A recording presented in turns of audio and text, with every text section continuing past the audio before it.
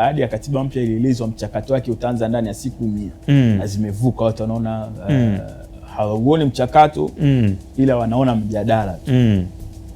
Mimi nadhani mabadiliko ya katiba kama nilivyozungumza awali sio jambo la kulirukia kwa haraka.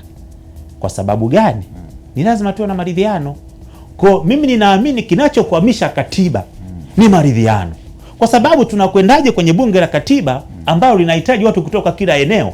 Tunahitaji vyuo vikuu watoe kundi la watu 20. Ulemavu watoe watu 20.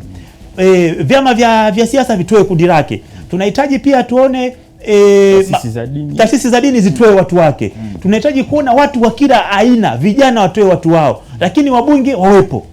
Vyama vya siasa vitoe. Sasa ni muktadha ambao unahitaji kundi kubwa la watu, na hao watu ili wakae pamoja ni lazima waondoe tofauti zao.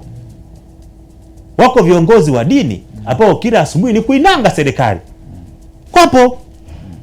Sasa mchakato huu wa katiba ukiwaepuka watasema wameonewa.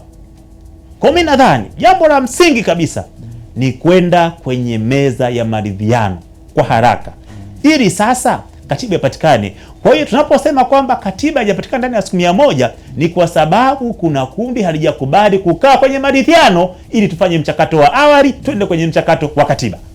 Hapo ndipo nikasema kwamba ni lazima tujue kuchora mstari. Ni wakati upi mtu anayezungumza anazungumza kwa maslahi binafsi na ni wakati upi anazungumza kwa maslahi ya taifa. The Bantu.